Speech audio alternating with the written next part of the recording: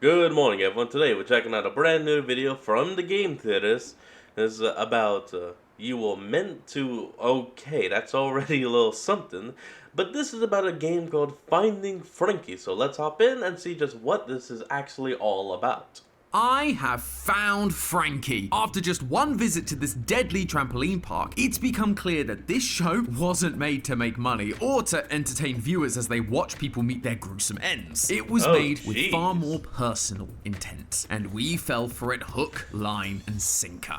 What is this?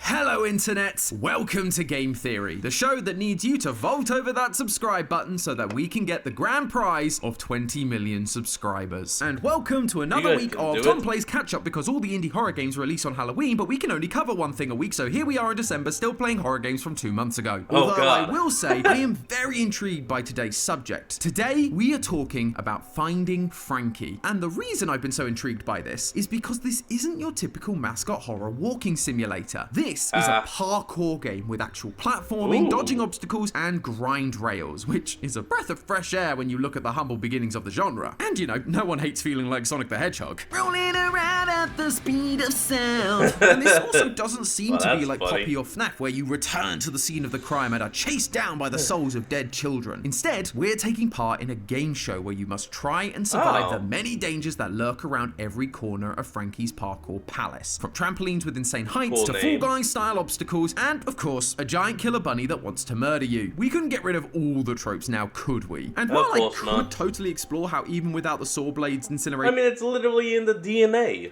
And deadly slime, this parkour park was already too dangerous to exist. What I'm more interested in are the deep philosophical questions. Who are we? Why are we here? And who is running this murdery game show? On the surface, I wasn't even sure I would find an answer to these questions. It seems like Finding Frankie's devs kept the story simple in order to focus on the gameplay. But the more time I spent in this death park, the more I realized that the story the devs were well, I guess we are still human if we can somehow...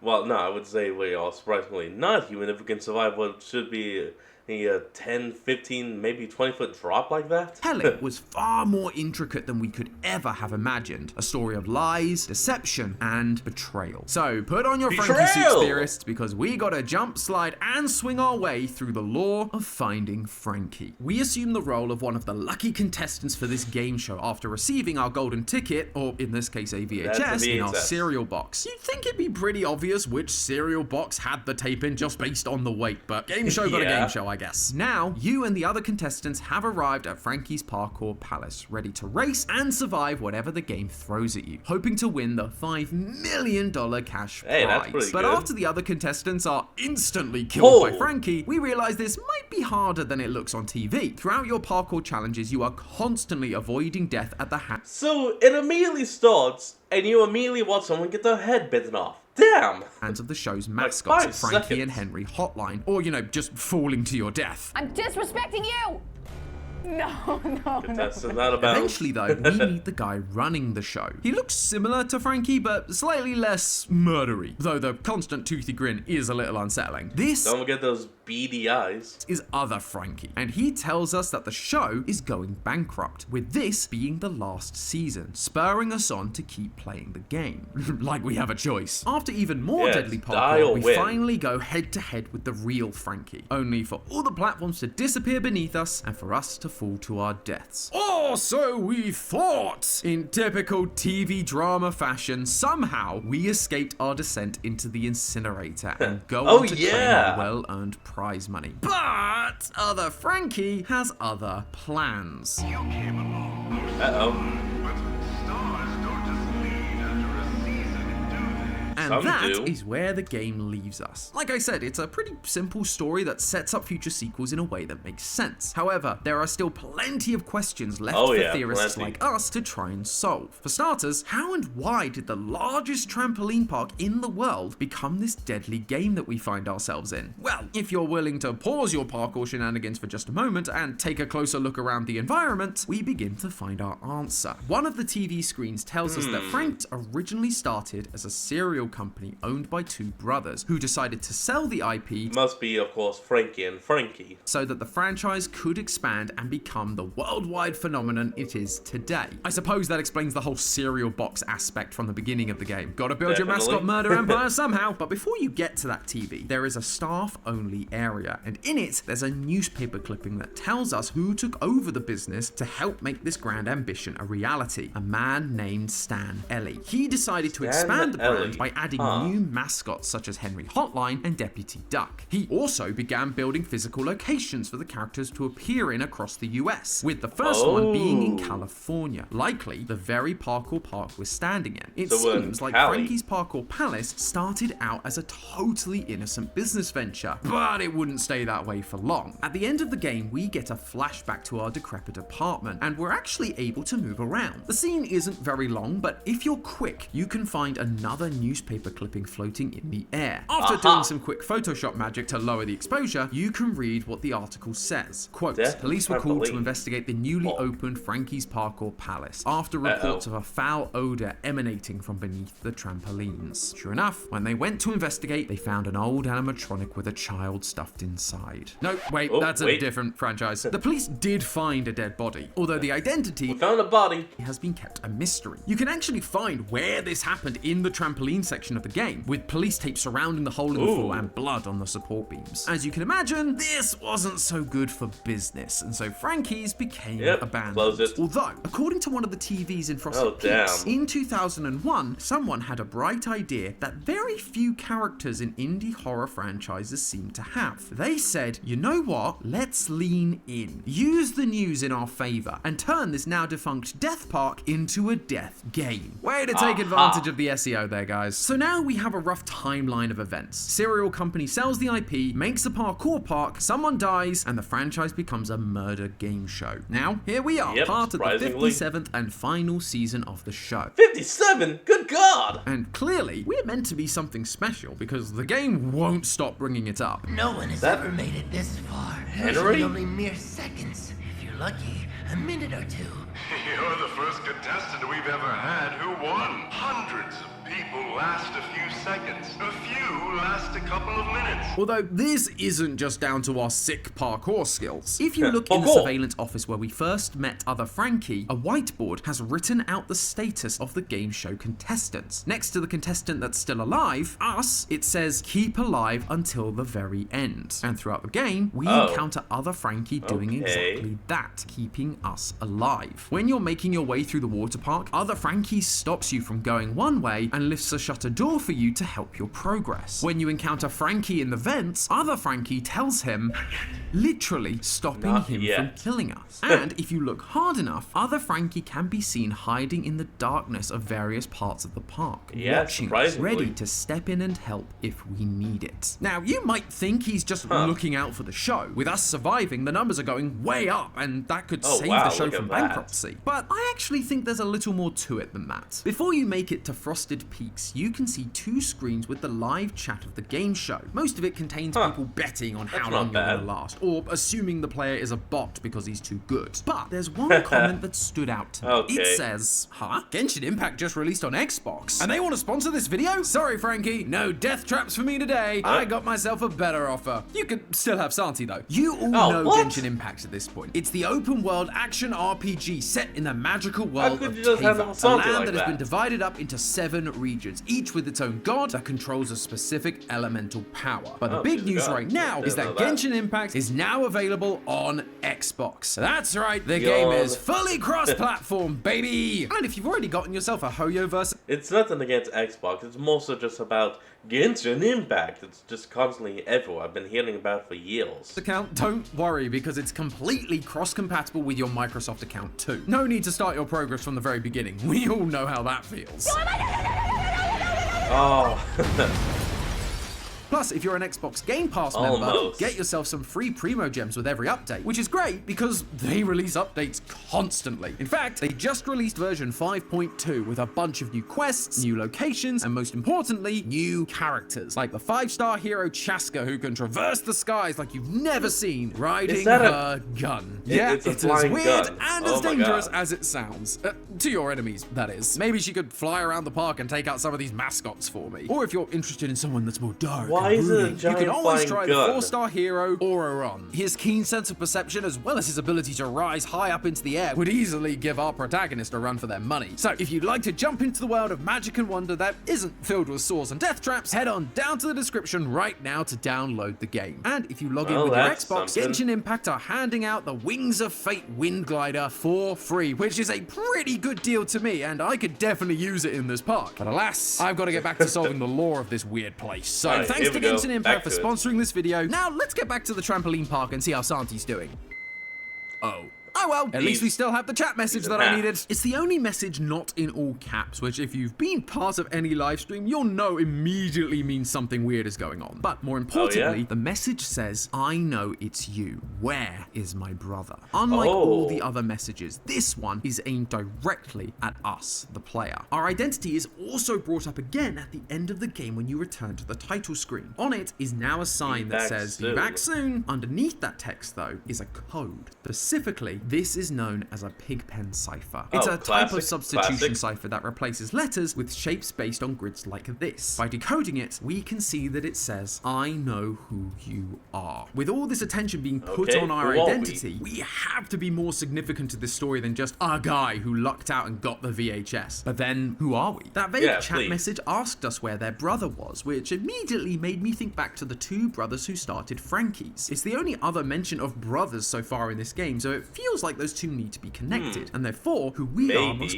also be connected to them. But outside of that, we don't really have a whole lot to go on outside of the fact that we live in a crummy apartment, and the flashback scene doesn't last long enough for us to really dig around and explore for more clues. Which means it was time for some out-of-the-box thinking. Or should I say, out-of-the-game thinking. By breaking the boundaries of the game, we can explore much more of this apartment, revealing that there's actually a whole second room filled with monitors that are connected to security cameras from Frankie's parkour palace. On one of those monitors, we see the words, Welcome Back S, as well as a piece of paper numbering the seasons of Frankie's show, with the 57th, the current season we're competing in, circled. Finally, above those numbers are the words, Everything Changes, which I'm sure it would if you were about to win $5 million, but we've actually seen this phrase once before. During the Frosted Peaks section, before you start the initial climb, you can take these stairs off to the side and find what is labeled the CEO's office. In this room, we can find a set of documents for an apartment rent. Wait, apartment done. Everything changes. That also has those same words on it. Everything changes. We are the CEO of Frankie's, and the one we read about, the one who took over the company from the original founders, was Stan Ellie. Welcome back, S. Is this why he's being kept alive? Because he's the CEO of the company? I mean, not a great look to kill your own boss. Plus, what better way to get your ratings up while also making sure you don't lose any of the money? Your CEO competes, he wins the money, puts it back into the business, and the ratings go sky high. Everything changes because the business is going to win on all fronts. Although, why would he then need to have found the VHS tape? We see stacks of cereal boxes in his apartment, all labeled as if he's actively looking. Yeah, box 769. Nice. Looking for this thing. But if he was the CEO, he could just enter under false pretenses. He's the boss. He can literally do whatever he wants. And also, why would he need to be monitoring everything from his home? There has to be something deeper going on here. And what that is becomes a little more clear when you check out the final item floating in the apartment. Another newspaper clipping. This time it's about how we, Stan Ellie, were accused of being involved in the murder of one of the original founders, Sean Sykes. And we were being accused by none other than Sean's brother, the other original founder, Michael. So that message about where's my brother? I think we found out who that came from and who that body that was discovered under the floorboards belongs to. Because of these accusations, the company looked to take on a different venture, like say, becoming a death game, and Stan decided to resign as CEO. Stan therefore couldn't stepping have down. rigged the game in his favor because he's no longer the guy in charge. He'd been shamed out of his position, accused of a horrific crime, and was left with nothing. That apartment contract That from the makes CEO sense. office was likely from his last day in position, finding a cheap, crummy apartment for him to move to after losing his job, because that's all he could afford. However, as we see from Makes the apartment, sense. he clearly had a plan. He set up monitors in his apartment connected to the CCTV of Frankie's, watching what was going on. Well, then he clearly had a lot more money. I guess he went in with the cheapest apartment so that he could actually go heavy in tech like this. Why? To train. We can see the number of other seasons on the monitors. He's been watching for a long time. If he wanted out of this life he was now in, he needed to win big. So he watched and learned. That's how he knew to run sideways and past Frankie at the very beginning where everyone else normally dies. He'd been planning his victory for a while. And now the show is in its last season, putting up their biggest prize ever, $5 million. This would be his last shot at winning big. He'd been preparing for this. So, as we see in the first cutscene of the game, he went out and bought hundreds of boxes of cereal to guarantee his looks like place a good in the 1,000. show. And on box 769, nice, he finds said the the same elusive VHS. From here, everything changes. No longer would he be the disgraced former CEO of a tainted franchise living in a crummy apartment. He'd go back to the scene of the crime and he'd walk away back on top once again. So I guess it's a little bit more like Poppy and FNAF than I thought. Except then I remembered pinch, something Henry a pinch. Hotline said to us the second time we meet him. We aren't going bankrupt, and this isn't our last game show. As soon as you're eliminated, 4 new cereal boxes will be sent out all around the world, sitting and waiting for its lucky contestant, just like you. Henry says that they aren't going bankrupt. Okay. And given his head explodes right after this, almost as if Damn. he's said too much and he's therefore being got rid of, I'm kind of inclined to believe How did I do that? him. Which means the entire pretense that this is the final Like, we could actually look into his head, and I don't think there was any kind of explosive in there. season is a complete lie. But if that's the case, why do it? Was it just to boost ratings? I saw this kind of thing all the time when I was working back at places like Fox and Disney. If the show isn't getting the Oh my god, you actually worked for them? Oh shit! ratings, That's the impressive. network might choose to announce that this season will be its last, which can sometimes result in such a boost in the ratings that the network will then rethink their initial plans to cancel it. This happened recently with Yellowstone, which, after announcing the 5th season would be its last, had 16.4 million people watching that final episode, a massive increase compared to the 8.8 million at the start of the season. And since then, Paramount have appeared to soften their stance on whether they will renew for a 6th season. Frankie all could be be- doing the same thing with their viewers, declaring bankruptcy to get more eyeballs on the show. But if the show isn't going bankrupt, it feels like a bit of an unnecessary gamble just for a few more views, especially if the news got out, like, you know, having one of your mascots spill the beans mid-show. Unless, of course, it was never about trying to get lots of people's attention. It was about getting the attention of just one. Someone who was desperate for a big payday that could then be trapped here and forced to suffer for what they did. That's playoff. right, loyal theorists. This final season of Frankie's death game was all a ruse to capture and torture our player character, Stan Ellie. The writing is quite literally on the wall, with messages like, "We'll never let you go," and "no more bad behavior." Bad behavior is likely referring to the murder that Stan supposedly committed. And don't forget about the "I know who you are" Pigpen cipher left by Frankie. Whoever is behind this death game, they know who Stan is and what he did. By declaring themselves to be going bankrupt and offering a massive cash prize, this would be Stan's last chance to win. He thought he could Actually, hold on. If they are saying they're going bankrupt, how the heck do they have enough money at all to guarantee a winner of $5 million prize? Like, that is some inconsistencies.